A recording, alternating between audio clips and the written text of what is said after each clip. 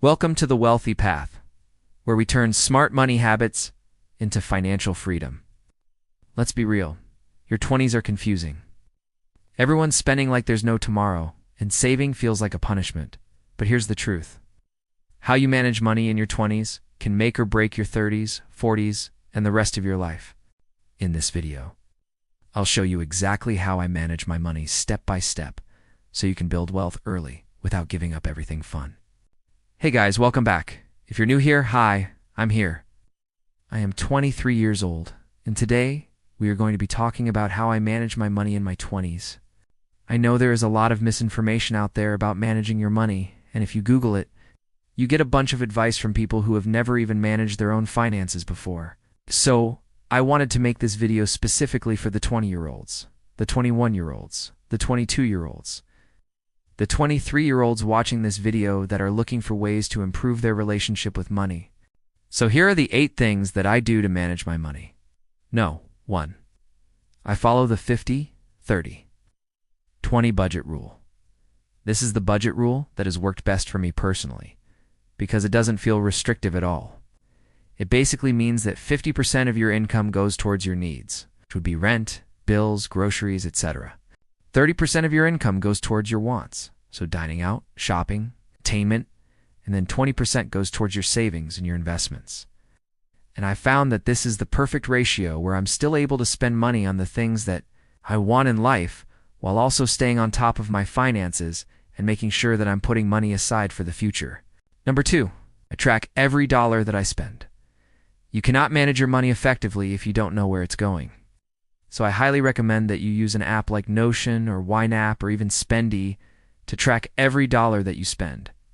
I personally use an app called Spendy because it automatically pulls from your bank accounts and credit cards to categorize your spending for you. And then every single Sunday night, I go through my spending for the week and see where my money is going and if there's any money leaks that need to be fixed. Because the more that you track your spending, the more aware you become of your habits and your spending triggers, and you're going to start making smarter financial decisions almost without even thinking about it. 3, I pay myself first. One of the biggest mistakes that I see people make when it comes to saving money is that they spend all of their money first, and then whatever's left over at the end of the month they save.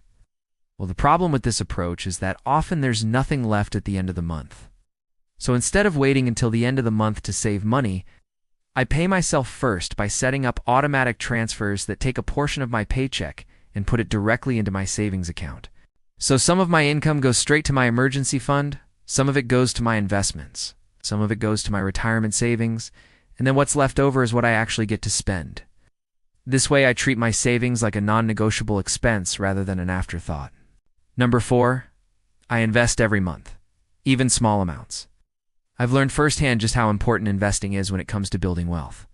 However, I know a lot of people are intimidated by the stock market and don't know where to begin, but I promise you it's not as complicated as it seems. And even if you can only invest $50 or $100 a month, it's better than investing $0. I personally invest in lo-fi index funds and ETFs, but there are plenty of investing apps out there like Public, Robinhood, Weebly, or Stash that allow you to invest even smaller amounts of money. The key thing here is to stick to the habit of investing every single month, no matter what your bank account balance looks like. Don't try to time the market because honestly, no one knows where the market is going. So instead, focus on consistently investing small amounts of money over a long period of time, because that is the most powerful force when it comes to growing your wealth. If you invest just $50 a month into the S&P 500 at a 7% return, you'll have over $1 million by the time you're 65 years old. So trust me, even small amounts of money invested over a long period of time will add up to huge amounts of money. And if you want more information on investing, I have tons of resources available.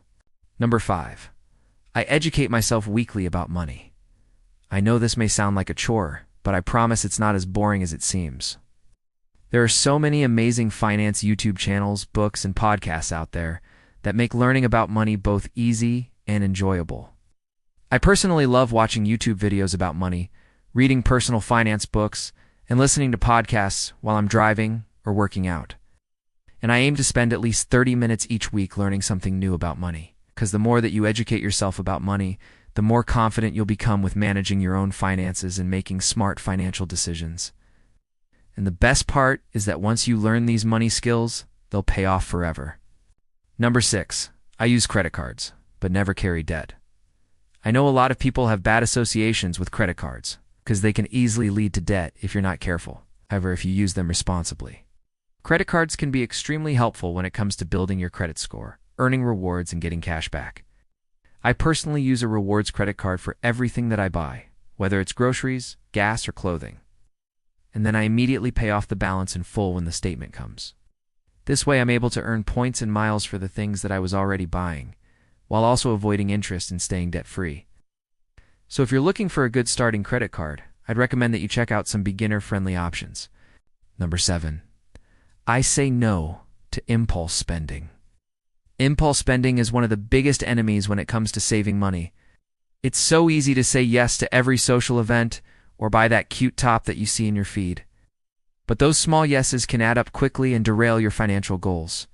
When you're in your 20s, it's especially important to say no to impulse spending because you're at a critical point in your life where you're figuring out who you are, what you want to do with your life, and where you want to live. You don't want to be tied down by financial obligations and not be able to take advantage of the opportunities that come your way. So when you're in your 20s, it's important to make a clear distinction between what you want and what you need.